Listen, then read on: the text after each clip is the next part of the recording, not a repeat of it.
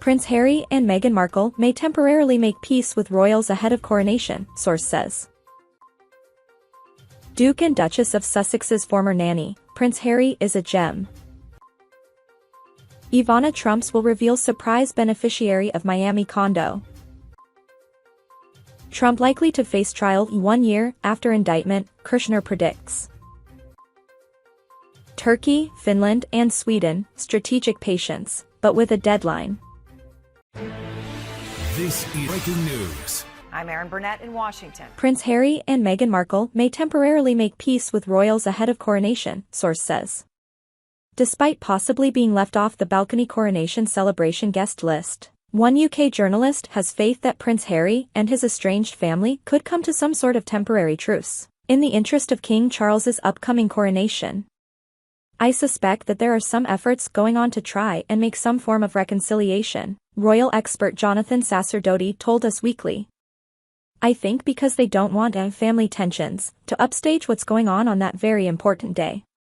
Sacerdoti isn't the first person to publicly share their concerns regarding the possibility of an upstage, should the Duke and Duchess do attend. Several royal experts have come forward suggesting it would be unwise of the couple to take part in coronation weekend, and have issued a cold welcome warning. Their argument is that the couple's presence could have a negative impact on Charles's coronation and its significance, especially given the events leading up to the release of Harry's memoir Spare. Whether or not that's possible is one thing, and whether or not it's lasting is another thing, Sacerdoti said of the potential reconciliation.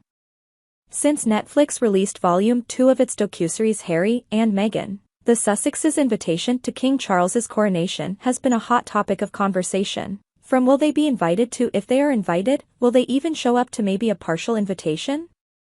If an invite does make its way to Montecito, Harry has made it very clear that an appearance by he or Meghan will not be made unless a visit with His Majesty and the Prince of Wales is arranged well in advance. In blatant terms, the couple wants an apology from the royal family as well as the institution itself. However, it takes two to tango. Sacerdoti raised an interesting point that Buckingham Palace may be expecting their own apology. I think Harry and Meghan have said they're expecting an apology, but I think there aren't many people who agree that it's due that way round, Sacerdoti said. Some of the individuals within as Spare and the King, the Queen and the Prince of Wales, all come out of that book so badly. They're so broadly criticized by Harry, so nastily criticized in sections, that I think they could be feeling very sore about this. The palace has yet to publicly comment on the Harry and Meghan Netflix docuseries or on Spare, which Sacerdoti claimed could be a strategic ploy on their part on behalf of Britain and its people. Duke and Duchess of Sussex's former nanny, Prince Harry is a gem. Prince Harry hugged his son's future nanny when she arrived for a job interview. Lauren Kumalo worked for the Duke and Duchess of Sussex shortly after their first child Archie was born in May 2019, and she recalled being stunned by what a gem the 38-year-old prince was when it came to putting her at her ease when they first met to discuss the position. The Zimbabwean-born nurse told how she asked Harry's protection officer if she needed to curtsy before she went in for her interview. She continued, and he just looked at me and laughed and he said, "You'll see, Prince Harry is amazing."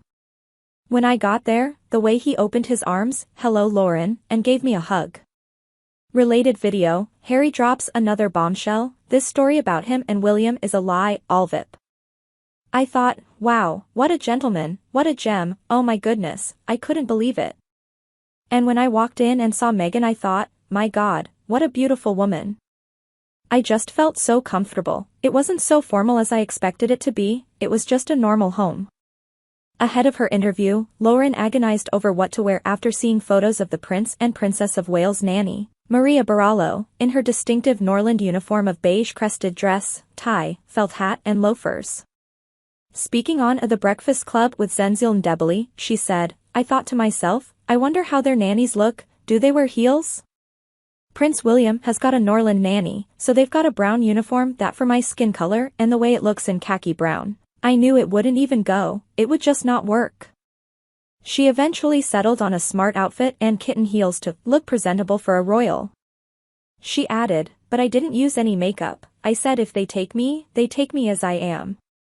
I wasn't born with a silver spoon, I'm not blue blood, I will go as I am and trust me with my God, I'll get this job. Ivana Trump's will reveal surprise beneficiary of Miami condo. Miami, Florida, Ivana Trump, who died last July after a fall from her staircase at her New York townhouse, reportedly made an unexpected choice when it came to the question of whom to leave her Miami Beach condo to. According to details of her will seen by Business Insider, the 73-year-old passed the $1 million apartment at Murano at Portofino to Susanna Curry, former nanny to her 3 children, Donald Jr., Ivanka, and Eric. In later years, Curry, who was also given Ivana's beloved Yorkshire Terrier Tiger, became Ivana's personal assistant and confidant. If Curry, who reportedly has an address in Queens, New York, decides to move to Miami Beach, the living will be pretty good at the Murano pad. The 1,000-square-footer, last purchased for $635,000 in 2009, is worth more than $1 million now, and the building's perks are up there. There's the stunning water view at the 37-story resort-style residence, but also amenities that include a saltwater pool, gardens, gym, and valet. Ivana Trump leaves nothing to ex-husband Donald. Curry could also kinda be neighbors with her former charge, Ivanka. The one-time White House advisor lives about 4 miles north from her late mom's condo at a luxury rental, though an insider told the Miami Herald that the Kushners' lease is up, so the family will likely have to finally decamp to the mega mansion they've been building for months. The rest of Ivana's $34 million estate, which included jewels, furs, and 2 places in St. Tropez, was divided among her family and close friends. As for Ivana's first husband, Donald Trump, the former president was not left any of his ex's worldly possessions, although her body rests at a small gravesite near the clubhouse at the Trump National Golf Club in Bedminster, New Jersey.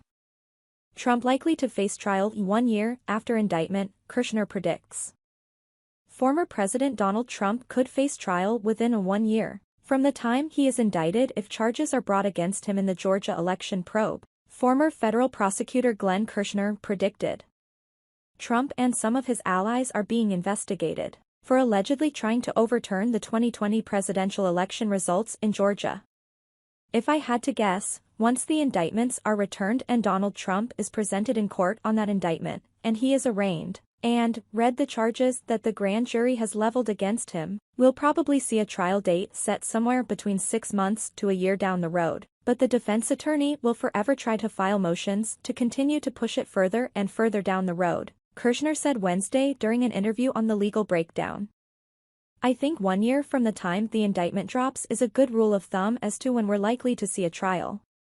Kushner's remarks came after Fulton County District Attorney Fani Willis on Tuesday urged Superior Court Judge Robert McBurney to keep secret the findings of a special grand jury that spent months looking into evidence to determine whether Trump and his allies tried to overturn the 2020 election. Willis asked the judge to be wary of protecting future defendants' rights with regard to the ongoing criminal probe. She said that a decision on potential criminal charges is imminent but didn't mention names. We want to make sure that everyone is treated fairly, and we think for future defendants to be treated fairly, it is not appropriate at this time to have this report released, Willis said. McBurney ultimately agreed to keep the report secret until a decision is made on whether to file charges. The findings are likely to include recommendations about criminal charges.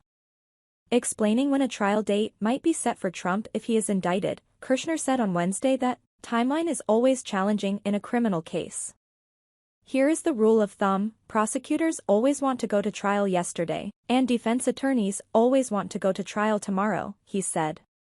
While prosecutors want to strike while the iron is hot, while memories of witnesses are fresh and before evidence begins to go missing or there are other challenges that prosecutors encounter, as sort of time draws on, defense attorneys want to push trials out as far into the future as possible. Why? They want witness memories to fade. They want evidence to go missing. They want people to become unavailable. The special grand jury spent about 7 months hearing evidence and witness testimony, but Willis will be the one deciding if anyone should be charged. The jury heard from witnesses who are Trump allies, including attorney Rudy Giuliani and Senator Lindsey Graham of South Carolina. The Georgia election probe was launched to determine whether Trump committed a crime during his January 2021 phone call, with Georgia Secretary of State Brad Raffensperger, in which the former president asked him to find the 11,780 votes needed to beat Joe Biden in the state.